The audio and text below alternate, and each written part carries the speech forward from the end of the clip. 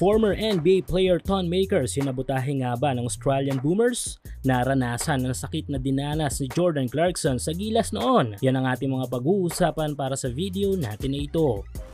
Ilang araw na lang ay magsisimula na ang Olympics, kung saan ay magtatagisan ng husay ang ilan sa mga best of the best basketball team sa mundo nitong mga lumipas na mga taon. Hindi rin kasi talaga biro ang makarating sa point na ito ng tournament, kung saan ay matindi talaga ang pinagdaanan ng bawat kupunan. Kung natatandaan, ang ilan pa nga ditong mga teams ay dumaan pa sa isang qualifying tournament, kung kaya't paniguradong magaganda ang mga laban ng ating mapapanood sa Olympics na ito. At since hindi nga pinalad ang ating national team na makakuha ng Olympic ticket, ay pwede din nating suportahan sa Olympics ay ang ating kapitbahay na bansa na patuloy na nagbibigay ng opportunity sa ating mga young players na Japan, maliban sa NBA Pinoy fans favorite na Team USA. Pero maliban sa Japan at Team USA ay isa rin sa mga usap-usapang kupunan sa mundo ay itong national team ng South Sudan. Napakagandang story ng national team na ito. Ito kasi ang bansa na maraming mga talento sa basketball na mga malalaro, lalo na physically, pero since sobrang hirap ng kanilang bansa ay madalas ay kung di napipitas ng mga mayamang bansa ang kanilang mga local players ay hindi na nakakapag-participate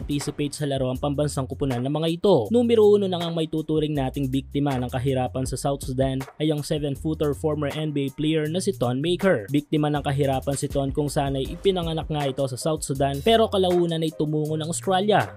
At since nakitaan ng talento si Makers, kasama na din ang ilang mga pinsan at kamag-anak nito kung kaya't inadapt ito ng Australia at kalaunan ay nakalaro sa kanilang national team. At since medyo umangat na ang buhay ni Thon at marami namang mga malalaro ang Australia ay minabuti nitong lumaro para sa kanyang bansang sinilangan. Ito nga yung South Sudan national team. Yes, hindi ito about sa pera since hindi naman ganun kalaki ang budget ng SSD upang bayaran si Maker o iba pa nilang mga malalaro kung kaya't pride na lang ang namamagitan dito. Ganun pa man ay hindi nagtagumpay ang plano sana ni Maker dahil hindi ito binigyan ng clearance ng FIBA. Ito ay nakasaad mismo sa post ni Maker sa social media. At kung ating iisiping mabuti ay may bagay na pinupunto si Maker sa post na ito na naging main problem kung bakit hindi nakakuha ng clearance sa FIBA. Ayon kay Maker, April pa nga lang daw ay inaasikaso na ng kampo nito ang kanyang letter clearance para sa Basketball Australia. Pero sa hindi malamang dahilan ay late na itong nakarating sa FIBA. Kaya naman lahat ay naging late na para kay Maker sa Olympics. Even nga ang claiming ng South Sudan sa kanya. Dahil dito ay maraming napapatanong na posibleng sinabotahe nga ng Boomers ang 7-footer player kung kaya't na late ang letter clearance nito sa FIBA. Well, naramdaman ni Maker ang naging pakiramdam noon ni JC. Though magkaiba ang kaso ay masasabi nating parehong biktima na mahigpit na rule ng FIBA si Maker at Clarkson. Pero however, ay sa hinaharap ay parehong umaasa ang dalawa na makakalaro sa kanilang national team bilang mga lokal na manlalaro na kung iisipin ay dapat naman talaga.